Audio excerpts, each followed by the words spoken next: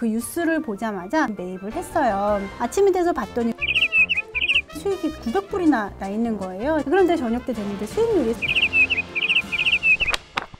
안녕하세요. 조선일보 머니 재테크 숟가락 구독자 여러분, 저는 머니부티크 김정란 유튜브 채널을 운영하고 있는 피우스 인베스트 김정란 대표라고 합니다. 제가 총 3회에 걸쳐서 투자자의 오해라는 주제로 여러분께 말씀을 드리고 있고요. 자, 오늘은 두 번째 시간입니다. 자, 오늘은요, 제가 ETF 투자를 하면서 가질 수 있는 오해들에 대해서 말씀을 드려보려고 하는데요. 제가 진실에 대해서 하나하나 파헤쳐 드릴게요. 오늘 꼭 끝까지 구독하시고 구독, 좋아요도 꼭 눌러주시기 바랍니다.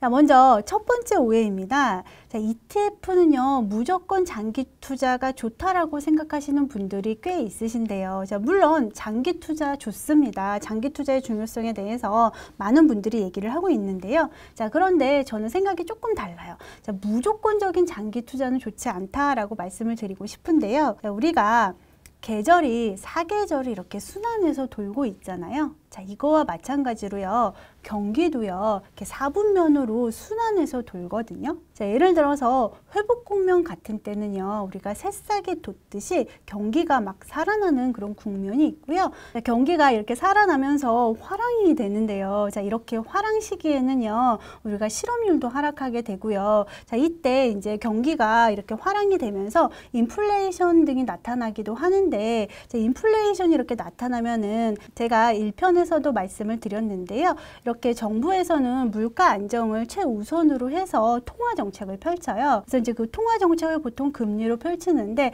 이렇게 물가가 올라가게 되면은 중앙은행에서 금리를 올리면서 물가를 잡게 됩니다. 자, 그래서 이렇게 금리가 올라가게 되면서 이렇게 이제 둔화 국면을 경제는 맞이하게 되고요. 자, 경기가 둔화가 되면 우리는 재빨리 수확을 해야 되는 거죠. 자, 그렇게 둔화가 지속이 되다 보면은 경기가 꽁꽁 어는 수축 국면이 오게 됩니다. 자, 이때는 실업률도 상승하고 또 경기도 워낙 춥고 물가도 하락하다 보니까 이때 또 중앙은행이 나서서 금리를 인하하면서 다시 경기를 회복시키는 이런 국면으로 들어서게 됐는데요. 자, 이처럼 경기는 사분면을 가지고 사이클을 가지고 이렇게 돌거든요. 또 하나 더 말씀을 드리고 싶은 게, 투자가 앙드레 코스톨라니의 달걀 모델이 우리 투자자 사이에서는 꽤 유명한데요. 자, 앙드레 코스톨라니는요, 우리가 투자를 할 때 금리를 보고 투자를 하라고 얘기를 하고 있어요.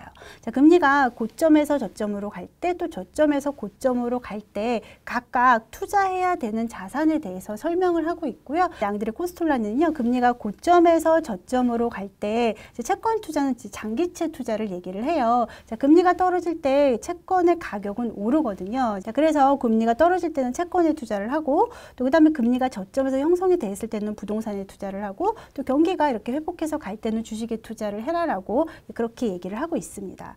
자, 그러면 이렇게 사이클이 있는데 우리가 한 자산에 투자를 해서 장기 투자로 가게 되면은 이게 출렁이면서 갈 수밖에 없거든요. 각 국면마다 자산이 움직이는 방향이 전부 달라요. 그런데 우리가 이제 사람인지라 이렇게 출렁이는 국면에서 그 마이너스 50%, 60%를 다 버티면서까지 장기 투자를 한다는 게 쉽지 않을 수 있거든요. 이제 보통은 우리가 손실을 보고 많이 손절이라는 거를 심리적으로 많이 하게 됩니다. 자, 그렇다 보니까 장기 투자보다는 우리가 이렇게 경기의 국면을 가지고 올라갈 것 같은 자산에 투자를 하는 그런 현명함을 가져보는 것도 좋을 것 같은데요. 자, 그런데 문제는 뭐냐면요, 이 경기 사이클을 사전에 진단하기가 조금 어렵다는 겁니다. 자, 그런데요, 그 중에서 통화 정책은요, 지금이 긴축 국면인지 완화 국면인지가 판단하기가 조금 더 수월합니다. 자, 왜냐면은 이렇게 중앙은행에서 우리 정책을 어떻게 가져갈 거야 라고 사전에 항상 얘기를 해주거든요. 미국의 파월 의장 같은 경우는 시장의 충격을 최소화하기 위해서 항상 얘기를 해줍니다. 그래서 지금이 금리가 인하 시기인지 인상 시기인지, 즉 긴축 시기인지 완화 시기인지를 판단을 할 수가 있고요. 이제 그 판단에 의해서 내가 이제 투자를 할 때 최소한 반대 방향으로는 안 갈 수가 있다는 거죠. 자, 이 그래프를 보면요, 이 그래프는 1989년부터 미국 10년물 국채 금리의 추이예요. 이렇게 보시면 상승 시기와 하락 시기가 계속 반복되고 있는 것을 보실 수가 있거든요. 그래서 이제 이 시기에 맞춰서만 투자를 해도 우리가 손실을 보는 것을 최소화할 수 있겠다라고 말씀을 드리고 싶고, 이렇게 사이클을 인지할 수 있는 만큼 이제 반드시 꼭 장기 투자가 좋다는 거는 이제 아니다라고 말씀을 드리고 싶어요. 자, 그래서 한번 여기 보시면은요, 요 빨간색 선을 기점으로 해서 금리가 올라갈 때는 이제 채권 가격이 떨어지고, 또 지금 작년 10월부터 금리가 떨어지면서 채권 가격이 오르고 있는데요. 자, 이 통화 정책에 대해서는 파월 의장이 항상 얘기를 해줬어요. 우리 이렇게 통화 정책을 갖고 갈 거야 라고 얘기를 해줬기 때문에 우리가 충분히 포지션을 잡고 그때그때 투자 대상 자산을 바꿔가면서 수익을 볼 수 있다라고 말씀을 드리고 싶습니다. 자, 그리고 우리가 가질 수 있는 두 번째 오해가요, 적립식 투자는 언제나 좋다라고 생각을 하실 수가 있는데요. 물론 적립식 투자 되게 좋습니다. 자, 그런데 적립식 투자의 가장 큰 장점이 있는데, 그 장점이 일정 기간이 지나가면은 줄어든다는 겁니다. 적립식 투자의 가장 큰 장점은 바로 코스트 에버리징 효과인데요. 자, 이 표에서 한번 보시면요, 우리가 적립식으로 투자를 하지 않고, 자, 1번 시점 98.88에 사서 5번 시점인 98.88에 팔았다고 한번 가정을 해보면요, 수익률이 몇 프로인가요? 제로죠. 수익률이 하나도 안 난 상황이 될 겁니다. 자, 그런데 우리가 1번에 사서 5번에 팔지 않고 1, 2, 3, 4번을 다 샀다라고 한번 가정을 해볼게요. 자, 그렇게 가정을 해서 계산을 해보면요, 수익률이 5%가 발생이 되게 되는데요. 자, 이는 우리가 좀 더 낮은 단가로 사면서 평균 매입 단가를 낮췄기 때문에 나타나는 현상입니다. 자, 그런데요, 우리가 사과가 10개가 있는데 그 중에 사과 10개 중에 1개는 10%잖아요. 차지하던 비중이 10%나 돼요. 자, 그런데 사과가 50개 있는데 그 중에서 사과 1개는 몇 프로인가요? 2%잖아요. 자, 이거와 비슷한 논리로요, 우리가 이제 적립식 투자를 하면서 기간이 길어지면 길어질수록 이제 나중에 입금하는 금액이 원금에 차지하는 비중이 굉장히 낮을 수가 있어요. 즉 평균 매입 단가를 낮추는 그런 효과가 미미해질 수가 있다는 거죠.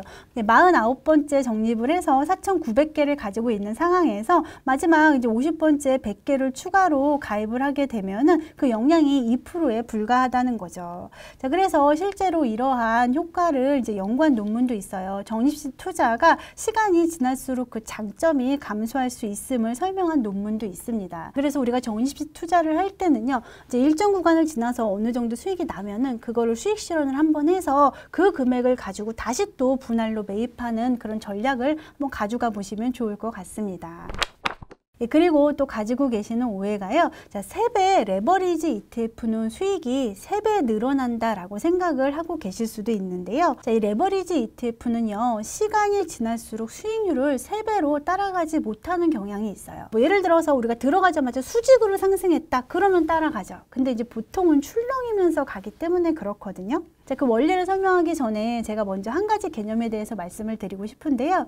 자, 우리 철수가 항상 공부를 잘해서 100점을 맞는 철수가 있어요. 그런데 어느 날 갑자기 성적을 50점만 맞아온 거예요. 그러면 성적의 하락률이 마이너스 50%인 거죠. 자, 그런데 이 철수가 50점에서 다시 100점이 되려고 하면요, 50%만 더 증가시켜서는 100점이 안 되는 거예요. 자, 100%를 증가시켜야지 100점이 되는 겁니다. 자, 이처럼 이렇게 작은 점수나 작은 숫자에서 그 전권을 회복하려면 더 많은 상승률이 필요하다는 거죠. 보통 3배 레버리지 상품은요, 1배짜리 상품의 수익률을 매일매일 복제를 해와서 3배로 수익을 반영을 해줘요. 자, 여기 한번 보시면 지금 이제 1배짜리가 D-Day 때 100원이었고 우리가 D 플러스 12 때 원금이 회복돼서 똑같이 100원이 됐다라고 한번 가정을 해볼게요. 자, 그런데 우리 3배짜리 같은 경우는 이제 D-Day 때 똑같이 100원이었는데 D 플러스 12일 때 원금이 안 되고 98.62원이 된 거를 볼 수가 있거든요. 자, 이거는 왜 그러냐면 지금 여기 계속 출렁이다가 D 플러스 10이라고 D 플러스 11일 구간에서 회복을 했는데 이 회복하는 게 이미 작아져 있는 숫자에서 회복을 했다 보니까 더 많은 회복률이 필요해서 이 원금을 못 따라가는 결과가 나타나게 되는 겁니다. 자, 그래서요, 우리가 레버리지 상품 특히 3배짜리를 하실 때는요, 확신 있을 때 짧게 끊어 가시는 게 좋거든요. 지난주에 중국에서 지준율 인하 발표가 있었잖아요. 그래서 제가 그 뉴스를 보자마자 중국 증시도 워낙 싸고 해서 우리나라 이제 ETF 한 배짜리 하고요. 그다음에 미국에 상장돼 있는 이제 중국에 투자하는 3배 레버리지 ETF를 제가 동시에 한번 매입을 했어요. 근데 이제 미국 시장은 밤새 우리가 거래를 할 수 있고 다음 날 우리나라 시간으로 이제 아침에 되면은 거래를 못 하는데 아침이 돼서 봤더니 그 3배 레버리지 상품의 수익이 글쎄 900불이나 나 있는 거예요. 제가 한 우리나라 돈으로 한 600만 원 정도 투자를 했었거든요.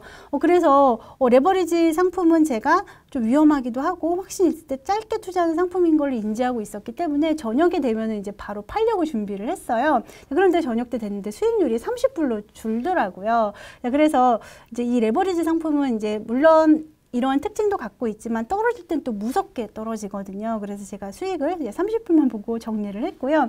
그래서 이 레버리지 상품으로요, 이렇게 투자해서 수익을 내는 게 쉽지는 않은 것 같아요. 제가 한번 제 여담을 말씀드려 봤습니다. 오늘은요, 제가 이제 ETF 투자를 하면서 우리가 가질 수 있는 오해에 대해서 진실을 한번 파헤쳐 드리는 시간을 가져봤고요. 오늘이 2번째 시간이고 제가 다음 시간에도 더욱더 유익한 정보로 찾아뵙도록 하겠습니다. 감사합니다.